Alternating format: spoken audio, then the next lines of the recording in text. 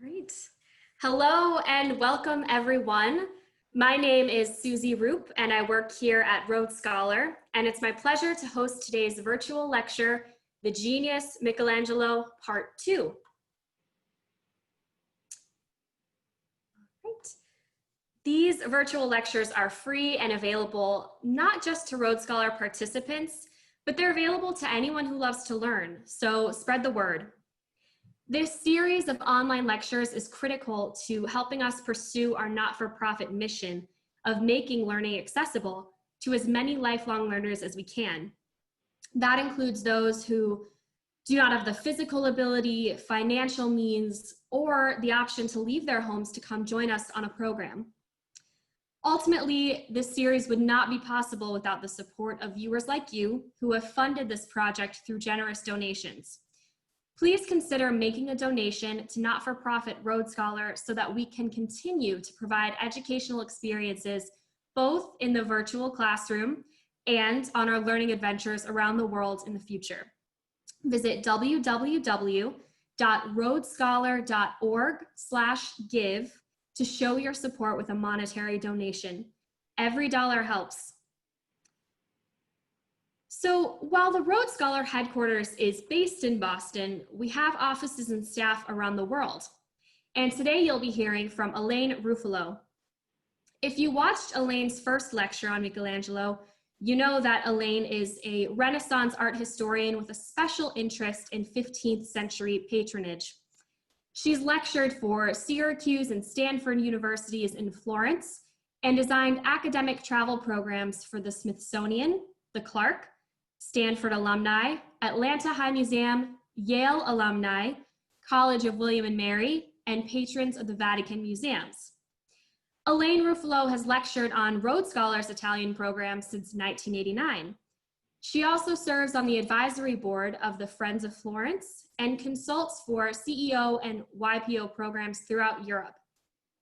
During the recent lockdown, she founded Art History Encounters, online classes bringing Italian art and culture for those at home. Before we begin, we just have a few quick notes. Elaine will present for approximately 40 minutes, after which we'll host a 10-minute question and answer session. During this session, you can submit questions using the question and answer icon button at the bottom of your screen. Afterwards, I will read a few questions for Elaine to answer live. Now, there are over 900 of you watching live right now, so apologies if we do not get to your question, but we will certainly try our best to get through as many as possible. Should technical issues force you to miss any portion of this webinar, don't worry. We will be adding a recording of the lecture to our virtual lecture library online. Finally, at the end of the Q&A session and our time here together, you will be prompted to take a very short survey, just like you would on a Rhodes Scholar program. We ask that you please take a few minutes to fill this out because your feedback is immensely helpful to us and will help us grow and improve our virtual lecture series. So without further ado, let's have a warm virtual welcome for Elaine Ruffolo. Thank you so much, Susie. Thank you for that very lovely introduction, and buongiorno to everyone. Thank you so much for coming to part 2 of my presentation on Michelangelo, the genius Michelangelo. And as Susie told you, I teach Renaissance art history in Florence. I'm in Florence, Italy right now. It's 8 o'clock in the evening, so it's fun to be with you this evening and go through the second part of Michelangelo's life together. If you want to know more about me, feel free to go to my website, which is at the bottom of your screen. But now let's jump into the material. We last saw Michelangelo together at the tender age of 26, and he was riding a wave of fame and prestige. He was hot off the David, and he was well known within his own lifetime, known as an artiste rather than an artisan. And Michelangelo at that point is going to start to follow his fame, and he's going to try to follow the money, and he will make his way for the second time to the city of Rome. Here's Rome, everyone. And Rome, and Italy for that matter, had sunk into chaos during the period that we call the Middle Ages. And during that period, from about the fall of Rome in 476 to about 1100, Rome was really a pale shadow of herself. But by the opening of the 15th century, she was on her feet again. Most of the reason because the popes had come back from Avignon, back to Rome, and she was ready to take her proper place next to Milan and Florence and Venice as the center of art and culture. Now, of all the Renaissance popes, it was Giuliano della Rovere who brought Rome back to her glory. The Rovere family. And here's an image of the Pope. His name is Pope Julius II, but his family name is della Rovere. And it's not the first time that a Rovere was a Pope, in fact. The family came from Liguria. Actually, it comes from a very poor family, a noble family, but a family that was hard on their luck. And slowly, the Rovere family were trying to spread their tentacles and make sure that they were in power. Now, this is a really fascinating fresco by an artist that I don't assume most of you have heard of. His name is Melozzo da Forlì. It's not so much because of the art I'm showing it to you, but instead because of who's sitting there. This man, that's the Pope, obviously. You can see him in his papal tiara. And that will be Pope Sixtus IV. He is a Rovere. And he's giving a job basically to this guy on his knees whose name is Bartolomeo Platina. He's making him the papal prelate. But in any case, it's the characters behind that we're so interested in. These are the Pope's so-called nephews. And I can see right next to him where my cursor is, that's Raffaello Riario. I can see other nephews over here on the far side, but the person to pay attention to the most is, of course, this tall young man looking right at the Pope, and the Pope's looking at him. That's going to be Giuliano della Rovere when he's only a cardinal. And he is full of ambition. And certainly what we're looking at with this painting is an idea of the power of the Della Robbia family passed on through blood and investiture. It's all about clan. It's all about the family. There is nothing new. One will pass over their knowledge and power to the next. And so it was with the Della Rovere family. Now here's another image of Julius II. And he is an important character in the life of Michelangelo, to say the least. So Giuliano della Rovere, popes take their own names, and he was elected to the papacy in the year 1503, right after the notorious Alexander VI. Alexander VI was a Borgia pope. He was one of the most corrupt popes in the history of the papacy. So when Julius comes on the scene, he's trying to revive Rome, and he will take on the name Julius II purposely, because it's supposed to remind all of us of, not a surprise, Julius Caesar. He's also nicknamed the warrior pope because he ruled with his sword rather than with Peter's staff. And he was indeed quite successful. He gained control of the papal states that had been alienated under the Borgia Pope. He took land back from the Venetians. He formed an unusual alliance with strange bedfellows, the Florentines, the Milanese, and the papacy to go up against the Venetians. He fought against the Turks in the Battle of Lepanto, and he managed to drive the French out of Italy for a period of time. And he was a great patron of art and was determined to make Rome what it once was, the caput mundi, the head of the world, the eternal city. And he went about it with great purpose, and he called in the very best artists, including Donato Bramante. There's an image of Bramante. Donato Bramante was working for the Sforza family up in Milan. And he calls Bramante down to build him a new St. Peter's. What that means, everyone, is that he had the audacity to knock down the old St. Peter's, from which went all the way back to Constantine the Great and built a new St. Peter's under this genius, Donato Bramante, who, by the way, was really good friends with Leonardo da Vinci. Then he'll invite the young and handsome and accomplished Raphael to come to Rome and paint his papal apartments. And Raphael will see the very best part of his career under Julius II and the subsequent popes. And of course, Michelangelo. Pope Julius II said to Michelangelo, "I have been waiting for you my whole life. Get down to Rome." And when the Pope says jump, you say how high. And Michelangelo makes his way down to Rome right after he finished the David, and he's in Rome working for the Pope in the year 1506. He makes his way down to Rome. And one of the first commissions that the Pope gives to Michelangelo is this. Wonder if you recognize it. From the outside, it looks like a medieval fortress. In fact, it's got lots of fortress-like details. You can see these overhangs where they could pour down boiling oil. You can also see these crenellations. But this is called the Sistine Chapel. And the reason why it's called the Sistine Chapel is because it was built under Sixtus IV, the guy that I showed you earlier. And so my students always call it the Sixtine Chapel. It's Sistine for Sixtus IV. And this is what it looked like, more or less, when Michelangelo is going to take on the project. This is obviously a reconstruction.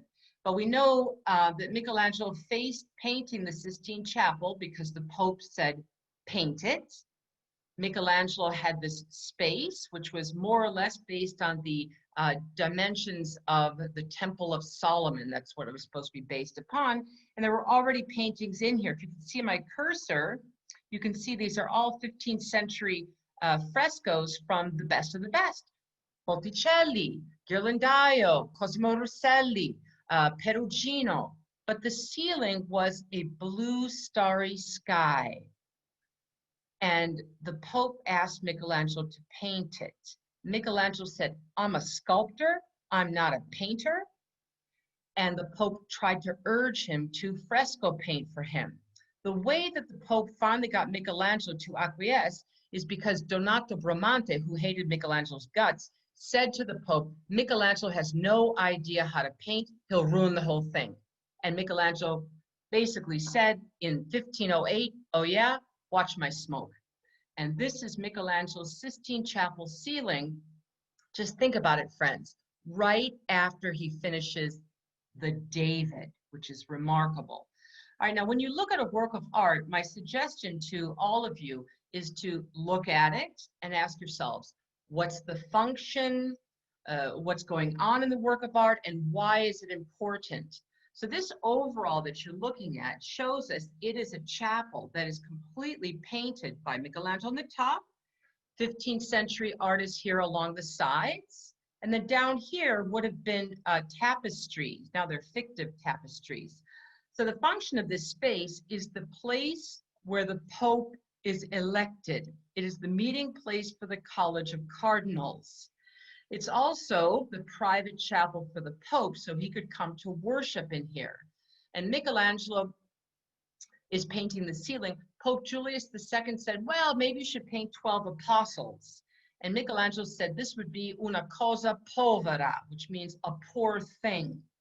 So the Pope said to Michelangelo, "Well, do what you will," which is highly unusual to give an artist that kind of free reign. And of course, Michelangelo came up with this unique image of the Sistine Chapel, which more or less is going to be the 9 scenes of Genesis, beginning with the division of light and dark, the creation of the planets and firmament, the creation of the moon, the creation of man, the creation of woman, expulsion, all the way down. So you read it from Genesis, therefore it's an Old Testament story.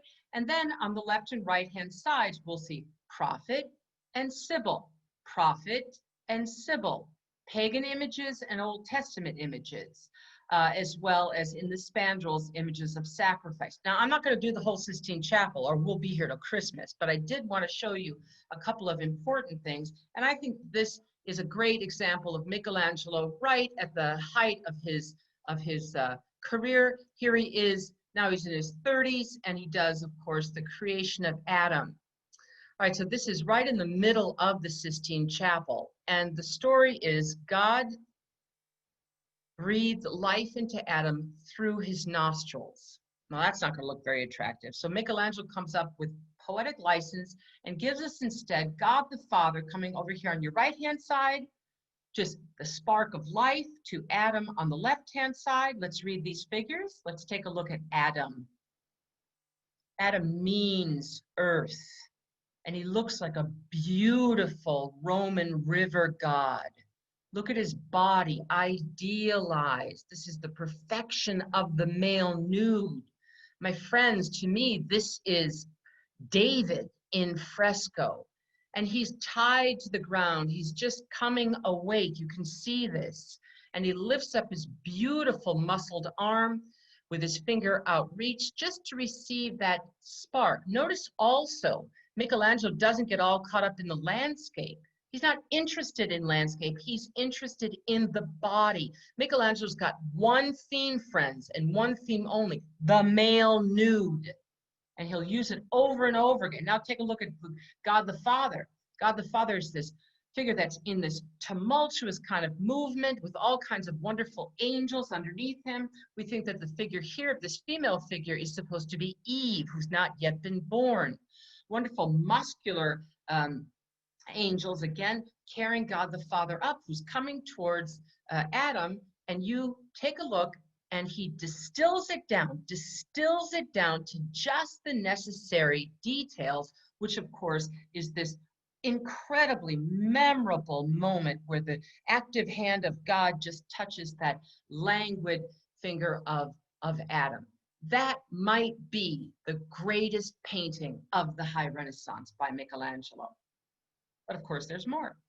Here we can see the temptation of Adam and Eve. Eve is reaching up for the forbidden fruit. To me, Adam looks like he's greedy. He wants more fruit. She's in this beautiful pose of contrapposto, weight shift. Then you can see, interesting, everybody, look carefully, that is not a fig tree, that's an oak tree. Why oak tree? Because rovere means oak. It's referring back, of course, to the Pope who paid for it. And then over here on the right-hand side, you can see the expulsion of Adam and Eve, really probably inspired by Masaccio. See what he does here? He leaves this blank. Love Michelangelo's paintings because he's not afraid of the power of the pause. He realizes that blank space will say as much as filling it up with any kind of detail. And then the prophets and sibyls are painted in this extraordinary foreshortening. Take a look at the prophet Jonah. Looking up, Jonah is supposed to be in the mouth of the whale. Here it looks like he's coming out of the mouth of some kind of a big sea bass or something, looking up at, of course, God the Father, and this gorgeous language Libyan sibyl that Michelangelo paints on the Sistine Chapel. So he works in the Sistine Chapel from 1508 to 1512, fresco painting it. He stops a few times because the Pope didn't pay him in time. But in the end, Michelangelo earned 3,000 ducats. 3,000 ducats for the painting of the Sistine Chapel, which would have the equivalence today of about $98,000. So he was very, very wealthy at this time and well regarded. Now remember these images, everyone, especially these bodies of these beautiful young men. Notice they're reclining on acorns. Acorns come from oak trees, again, reminding us on who paid for this. And Michelangelo is painting the Sistine Chapel for Pope Julius II. Wow, what a scene. Oh, I just pulled this off the web for you. I thought this was really interesting. To celebrate the anniversary of the tapestries by Raphael, just for 2 weeks in Rome this spring, unfortunately, barely anyone saw these, they put up the tapestries by Raphael in their original location. So this is how one would see the Sistine Chapel when the Pope was being elected. So follow me on this. The bottom here, you can see a beautiful pavement pattern, and this is a cancelleria, it's a gate. This is where the College of Cardinals would stand that could come through. That's the place for the Pope. Then on the left and right-hand side, I can see tapestries that were done by Raphael in the just about 1515. And they line either side of the Sistine Chapel. Then comes the 15th century frescoes, and then of course Michelangelo's ceiling, and then the Last Judgment, which we'll get to at the end. So this is a wonderful way to think of the Sistine Chapel is a decorative complex. What does it mean? It means the progression of time from Genesis all the way to the time of Peter and Paul. It also is a celebration of the importance of the Pope at this time and Michelangelo's tour de force in fresco. Okay, next commission. Michelangelo comes up with this, always for Pope Julius II, and he's on this wave. Pope Julius II commissioned a tomb for himself, which is not unusual. Most popes will commission their tombs before they die, and Michelangelo jumped on the project because the Pope let Michelangelo have a free hand at what he wanted to design. And this is a drawing that today is in Paris to give you an idea of what Michelangelo had envisioned for this giant tomb project. Get this, it was supposed to have over 40 life-size figures attached to it, culminating with the Virgin Mary carrying Julius II up to heaven. Hubris, as you can imagine. And Michelangelo loved this project. He jumped on it. Unfortunately, it became the frustration of his career. So he goes to start working on the Pope's tomb. And where do you go for the very best marble in the world? Even today, I think there's only one quarry in China that can even get to the quality of marble that you get in Carrara. And just on a personal note, I'm going to Carrara tomorrow, so I think it's kind of interesting. And here's what it looks like. It's in the beautiful Apuan Mountains, which is very close to the coast. You look up at the top of the screen, that's the sea in the distance. So these are the Apuan Mountains, and it's a perfect situation for statuary marble. Those of you who know your geology, basically, marble is 1 billion years of compressed shells. And here you can see the very best because there's very few granite veins in them, and they have a nice even grain when you start to carve from them. And this is overlooking. I took this a few years ago when I was in Carrara with a group from the Minneapolis Museum of Art. And all of these steps that you're looking at with my cursor are places that have been quarried. And of course, I asked one of the marble guys, one of the old marble guys, how many years of marble are left inside those quarries? And he said, there's 1,000 years of marble left in Carrara. So there's plenty of marble for your kitchen tables, don't worry. And then I thought, I took this as well, just so you can have an idea of what Michelangelo had to deal with going up there. But of course, without any modern technology, cutting those big blocks of perfect statuary marble, using twisted iron rope and moving it across and cutting it in and behind like cheese. Then you take the big cables, wrap around the chunks, and you slowly lower them down to the marble quarry floor. And then you have to transport them. These are two very old images from the turn of the century showing you the transportation of marble blocks. They would put them into what's called a slita. See, a sled. See, here's all the big cables I tried to describe. And then you take the roads, the long diagonal, almost vertical drops, and you line those roads with big crumbled pieces of marble, and you slide these giant, they're called slite, down the mountain. And you can imagine how many lives were lost over the centuries in this whole space. It was dangerous. Michelangelo spent about 5 years up in those quarries getting the perfect statuary marble, and that's how he's able to work on these statues, which date for the Julius II tomb project. I bet you all know these. They're called prisoners. Sometimes people call them slaves. I prefer you refer to them as prisoners because they were the figures that were supposed to be at the base of that tomb project, the drawing I showed you a few seconds ago. We think they represent salvation, waiting for salvation, their souls being released. And these two are in the academia. And I think they're fascinating because they're unfinished. Why are they unfinished?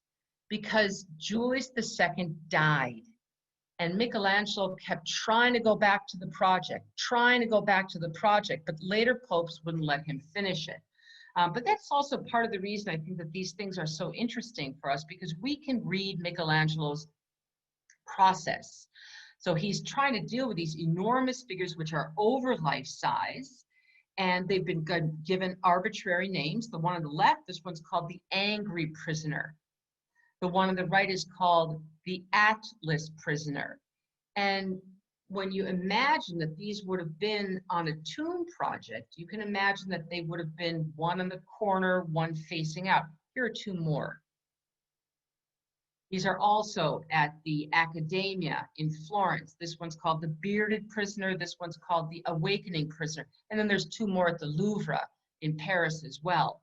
So the other thing that's fascinating is that Michelangelo's working on these things all at one time. He works on one, he moves on to the next, he moves on. Any other artist would, of course, just finish one and moved along. But, we're talking about Michelangelo. Now, how do you do that?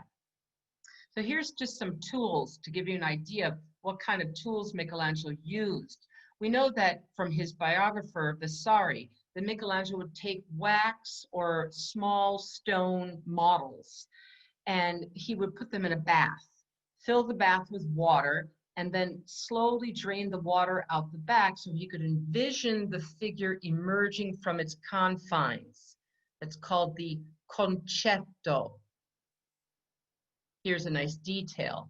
The concetto, let's go back, where you can see these figures emerging from their confines. So Michelangelo said the figures are imprisoned in the block of stone. It was just a matter of Michelangelo using his tools to remove the figure, easy for Michelangelo. And he would start off with a very sharp tool, the one that you see in the center.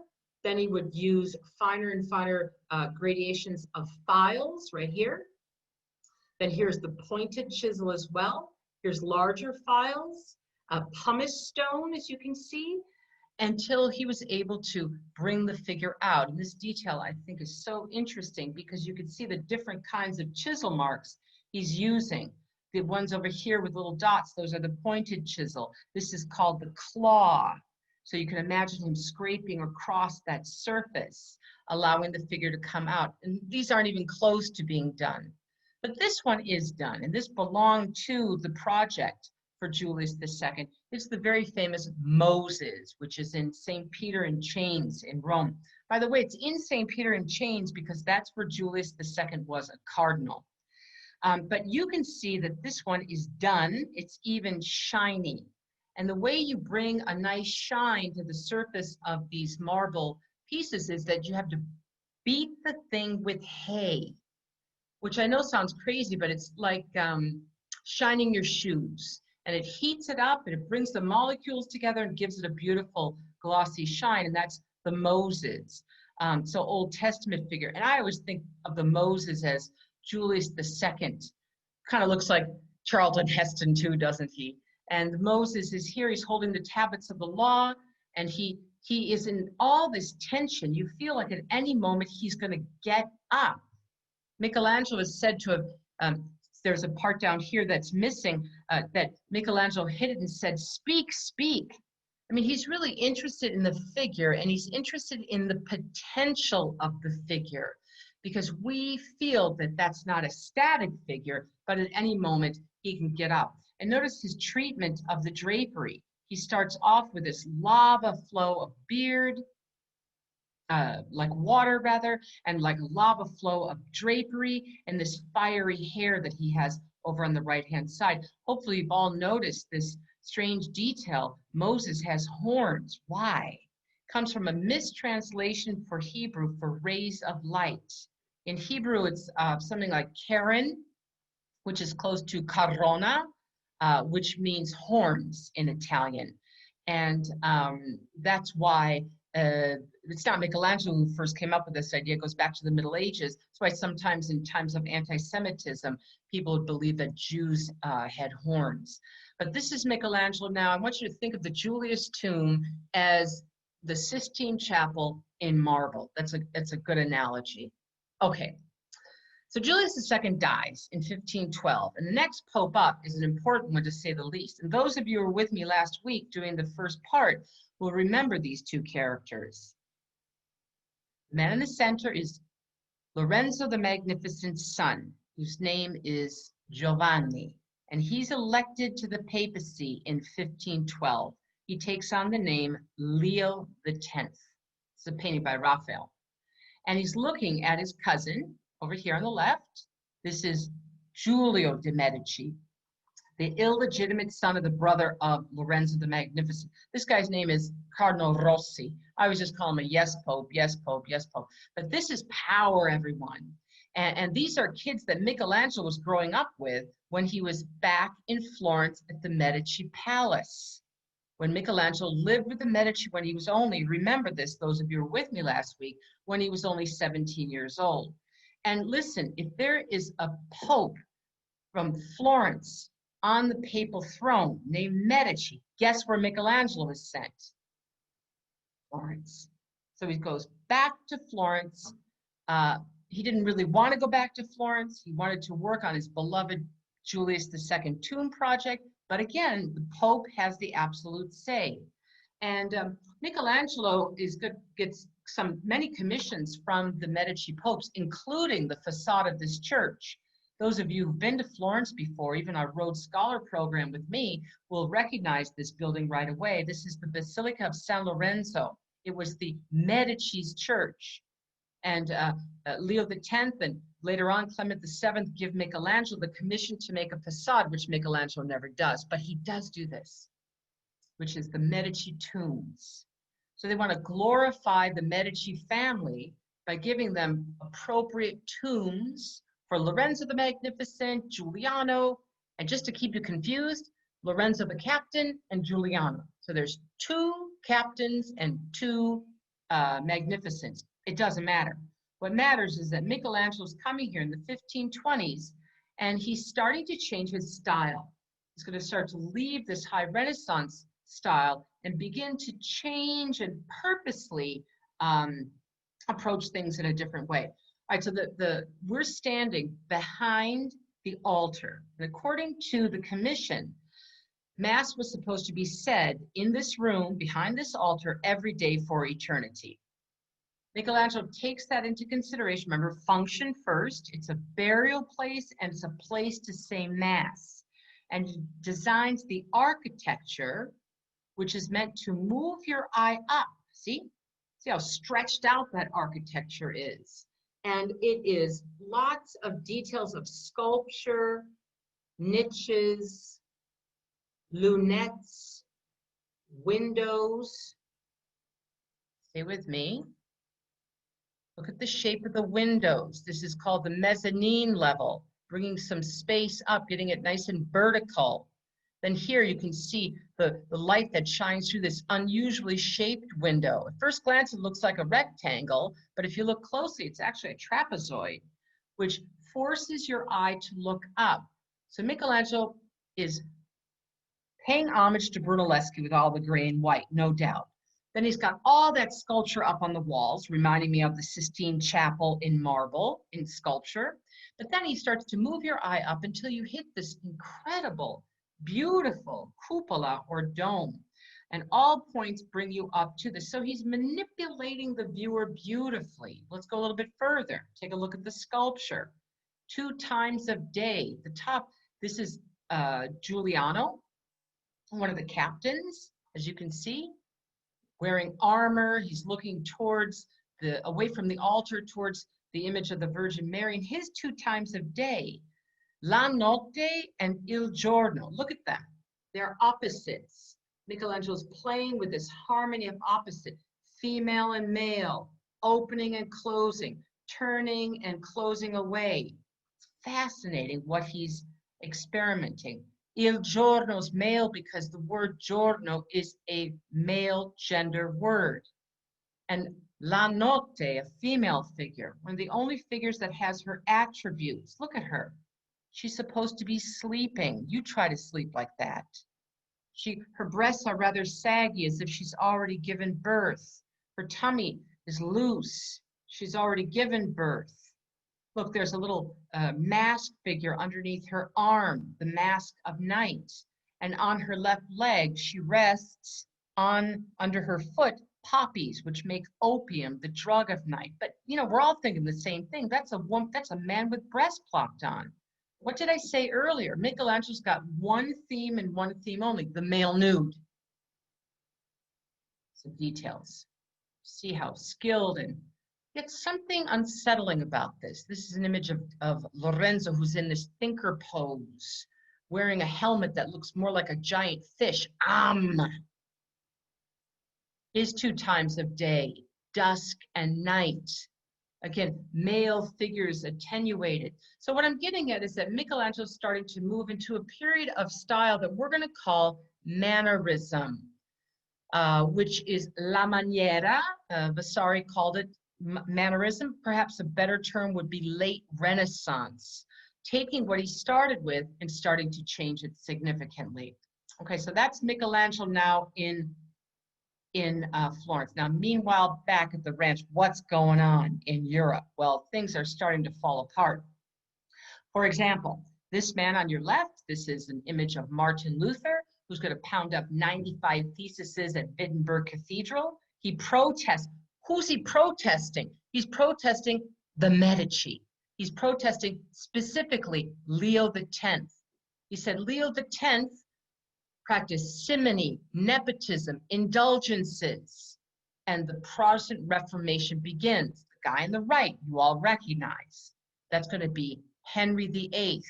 1534, he's going to acts of supremacy, break off from the Roman Catholic Church. Michelangelo's living through this, friends. Pope Clement VII is elected 1523 to 34. He's the cousin, remember, of Leo X.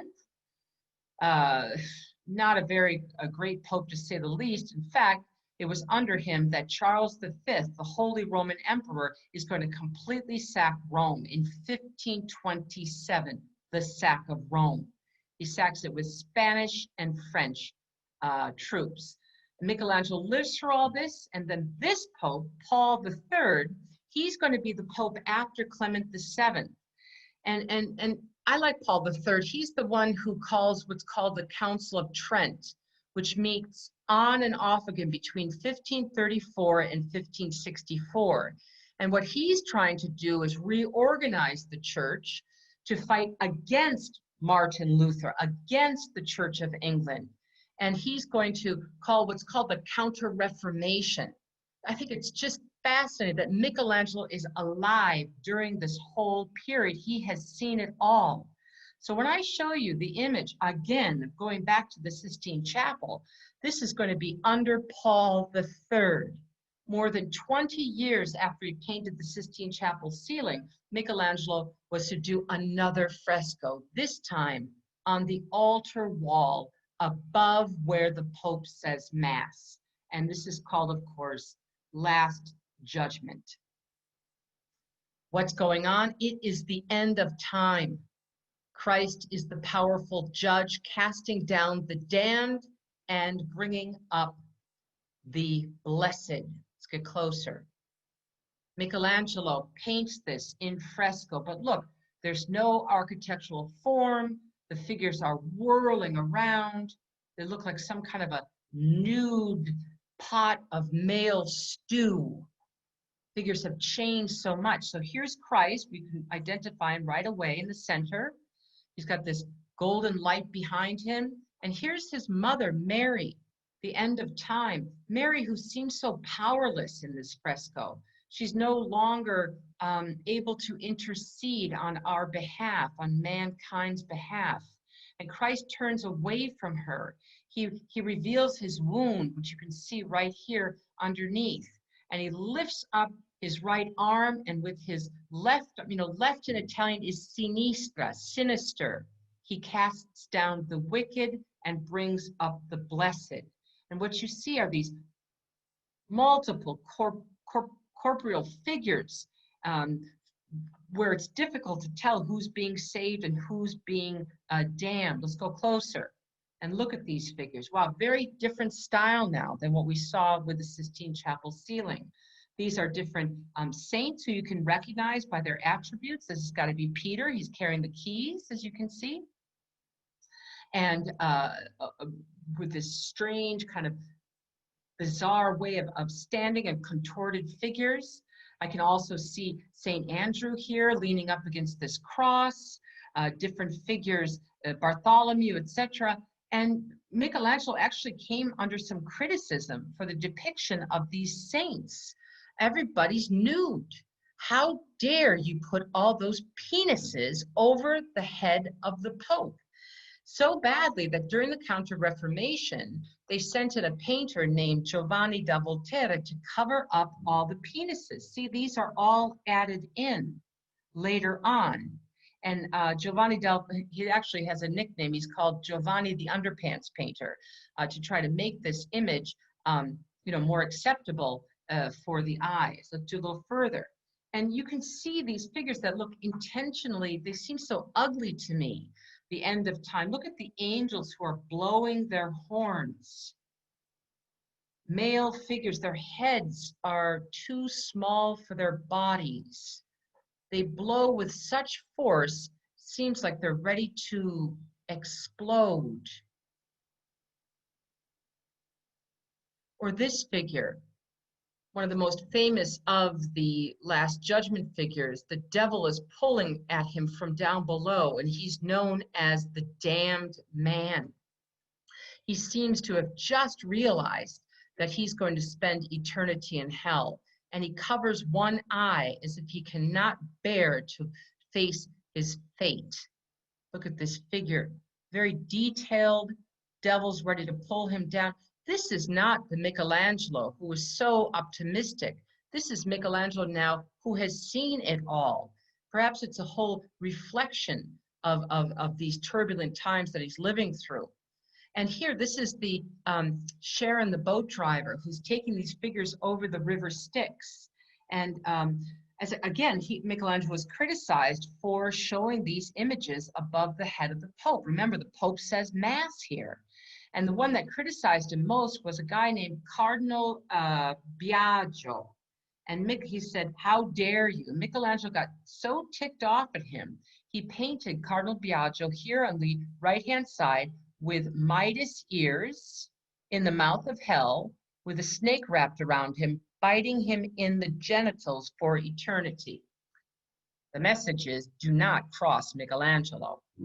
And here, just quickly, a comparison. You can see the beautiful languid David that we all love so much, the body of David idealized, showing us this incredible promise of man. And then facing or next to him, the treatment of Jesus on the right, who's now a big figure, beardless figure, awkward looking. Last detail I'll show you on the Last Judgment is this Bartholomew. Bartholomew, he has his painted loincloth as well. And Bartholomew was skinned alive. And he's holding his skin. That's what this gruesome thing is in his left hand. He very delicately holds that skin, as you can see, as if he just might drop it into the mouth of hell. You look at the skin, you can make out the fingers, the feet, but right in the center, I can see a face, which we think is the portrait of Michelangelo. Michelangelo putting his own portrait in the skin of Bartholomew, if anything tells you the kind of psyche that he's in at this point, it's certainly right here. Last work of art I'll show you before we turn it over to questions is this. Michelangelo's working on the Pietà, now it's called the Florence Pietà, at the age of 81. And this was meant for his own tomb. He never finished it because he had problems with the block of marble. And if we look at it carefully, you can see, get up close, parts of it are Michelangelo and parts are not. This is clearly not Michelangelo. That's done by his assistant, Calcagni. whereas this is Michelangelo. I'll back up and take a look at the top is Joseph of Arimathea taking Christ down from the cross, Mary the Virgin on the right, and Mary Magdalene on the left. Even though it's called Pietà, to me it looks much more like deposition, or maybe it's entombment, or maybe it's all three, Pietà, entombment, deposition in one. Wow. You can see he's having trouble though. Look at how small the leg is, elongated arm, and if you look carefully, count the limbs. Where's Christ's left leg? We don't know. What we do know is that Michelangelo became so irate, he tried to smash this thing to pieces. And you can see the break here, break on his chest, his wrist. The whole thing had to be taken away from Michelangelo's sight and was until Michelangelo died. But here is a detail of Nicodemus. Now, those of you who were with me last week will recall, I hope, that Michelangelo got a famous busted nose when he was only 10 years old for teasing another artist about being a bad sketcher. If you look carefully at the face of Nicodemus and compare it to the portrait bust of Michelangelo, we can all see that smashed nose. And if that's the case, that means that this was a self-portrait of Michelangelo who has seen it all. Michelangelo, born in 1475, everyone. He dies in 1564. That's 89 years. 3 times the life expectancy of a man in the Renaissance, and fascinating to us because he lives not only a long period of time, but because he is prolific and he lives through those turbulent times, from the golden age of Florence under the Medici, to the high Renaissance in Rome under Julius II, to the Medici popes in this period of the Counter-Reformation, all the way to 1564, which is the age of Shakespeare. Thank you all so much for your attention.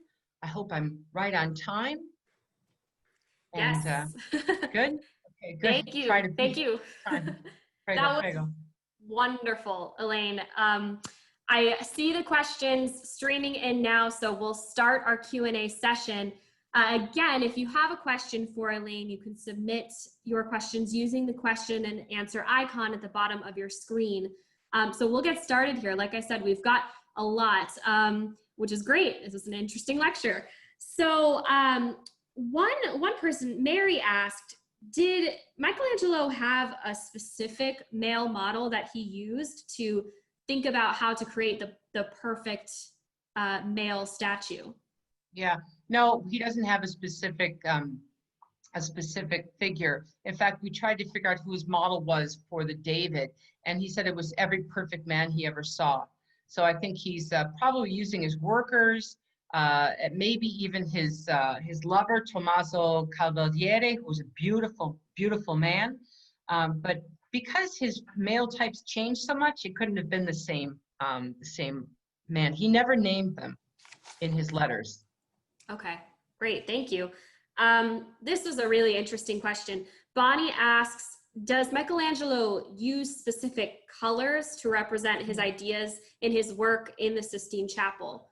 Yeah, no, not Bonnie, that's a good question. But if you look at those colors, they're very, the ceiling I'm gonna go for, not because they're very, very different. There's no symbolism to the colors. Even the blues and yellows there don't symbolize anything specifically. We know that Pope Julius II wanted him to use more gold in the Sistine Chapel, but Michelangelo must have been very funny. He said, no, those apostles were very poor. They wouldn't have had any gold. So. Thank you. And let's see, we have lots. Karen, yeah, was she, Yep. That's a good question. I'll take that one. Karen asked, was he always broke because he had to support his whole family? No, Michelangelo was very wealthy. Yes, he had to support his whole family, but he was so wealthy, he was even able to buy himself a title. He thought he descended from the Knights of Canossa, and we know that Michelangelo was very wealthy when he died. I know that for sure. My old professor, Rav Hatfield, he found Michelangelo's bank accounts in the archives of Florence, and he was well paid, as I said, for the Sistine Chapel. He invested heavily in real estate And his family was able to continue, gosh, all the way until the 18th century, the Buonarroti were fine. Oh, some men are closed and some have small genitalia. That's an interesting question. I think that the reason why they're small, and you see this also in classical sculpture, is that they don't want to sort of take the attention away from the perfection of the body. I'm sorry, go ahead. Yeah, no, this question from Angela struck me. So was Michelangelo conflicted about the politicized religion? Was he a religious man himself? Yeah, that's a great question. Yeah, he was very much so, especially at the end of his career. And I think I was trying to make that point, especially with the last Pietà I showed you and the Last Judgment. He was also involved with a woman spiritually named Vittoria Colonna, who was had Protestant leanings. And after working for the corrupt popes, I think he must have felt like he needed to, do something about his soul. And we know that Michelangelo took that seriously, especially when we look at the works of art at the end of his career. Mm-hmm. And how did he stay in favor with the Medicis? Well, it's funny too, because he does the David, which is an anti-Medici symbol. And then Leo X comes in, and the thing is that he was just so famous, they couldn't deny it. They kind of just pretended like the David was always their own. The thing about the Medici as well is Michelangelo had a closer relationship with them than we think, because recently I was at a presentation. I thought this was so fascinating. The popes and Michelangelo wrote letters to each other using the informal tu in Italian rather than lei, which, like, my carissimo Michelangelo, tu sei, which means you are, telling that there was a real kind of a friendship there between them, which I think is interesting. Yeah. We have a question from Kai who says, from the unfinished works, it looks like he worked from front to back. Is that typical of other sculptors in his time? No, Michelangelo worked front to back only with the David. Otherwise, he worked all around. That's a big difference between typical to work from the front and then you work on the back, etc. The reason why he probably did that with the David is because he inherited that block of stone, and an earlier artist had tried to chisel something out of it. So perhaps Michelangelo was kind of stuck, with a very thin rectangular, but otherwise that's the only example of him working front to back. Okay. Kathy asks, the face of Adam on the ceiling of the Sistine Chapel looks like the face of Jesus in the Last Judgment. Is that intentional that happened? Yeah, Kathy, I agree with you. And I think it looks like the face of David. I think that Adam and, of course, Christ were the most beautiful faces that Michelangelo could envision. Now, he doesn't do the same thing with his body. Christ's body is strange to me, bloated, twisting, muscular, as if revealing the pain that he had gone through. But I agree, the face is really quite lovely. Yeah, that's funny that you say that, Elaine, because Rena asks kind of about what you just said. Do you have any other thoughts on why his later figures in the Last Judgment were, overweight, thicker, earlier than his earlier male figures? Is that because of that life he lived in that darkness? I'll try to give you, it's an excellent question. The late period of Michelangelo's style is called mannerism. And then there are other artists that follow in manneristic, are Pontormo and Rosso Fiorentino, characters like that. But Michelangelo starts it before anybody. And all right, why? What's going on? Well, one thing is, what do you do after you painted the Sistine Chapel? I mean, you hit that thing out of the park. Therefore, you can't just keep repeating yourself. Two, there was an audience for something that was more curious or strange or kind of in the know. The audience was quite sophisticated. So they appreciated a kind of art that was playing off of the High Renaissance because they got the rules of the High Renaissance, and it's kind of interesting to listen to them break them, you know, kind of like jazz. And then three, I think it's a clear reflection of turbulent times with Martin Luther, the sack of Rome. I mean, it was a tough period, and that's called a Marxist art historical view. Thank you. And Linda asks, how are they preserving the chapel and his works in the Sistine Chapel? And Yeah, anyone's works, really. But the Sistine Chapel has gone through, you probably all remember, big restoration in the 90s. And one of the highlights of my life was going up on the scaffolding of the Sistine Chapel during the cleaning, right when the restorers were at the creation of Adam. And they took off all the grime. What was on the surface of the Sistine Chapel was essentially candle wax, Greek wine, smoke, all mixed up into a big, thick, filthy layer. And we should do sometime a presentation just on the restoration of the Sistine Chapel. And they were trying to remove it, but of course you can't remove it very easily in the 17th century. So finally they removed it in the 21st century. But now what's protecting it? That's the problem. That thick layer, I think it's beautiful. I think Michelangelo's a colorist, but now what's protecting it? Well, they're trying to protect it by keeping a hermetically controlled space. But those of you who've been inside the Sistine Chapel, you see the thousands and thousands of people coming in, and you know the lighting is low now, but too many people. I predict in these next couple of years, maybe 2 years, they are going to do the Sistine Chapel a little bit like they do the caves, the cave painting, and really restrict the amount of people, or we'll lose it. So it's a huge problem, sustainable tourism and taking care of all these works of art. Good question. And we have time for one more question. And a lot of people are asking this. I think it's a great question to end on. Would you say that Michelangelo is a better sculptor or a painter? Oh my gosh. I would say a sculptor, because even when he's painting, he's sculpting. I mean, he's got such a heavy line. He's really emphasizing the design, the beautiful form of the musculature, even with paint. He was a sculptor in his heart. I think he was a fine architect as well. Just didn't have enough time to get to his architecture. But yeah, no, undoubtedly. And he signed his name Michelangelo Scultore. So he thought of himself as a sculptor as well. Mm-hmm.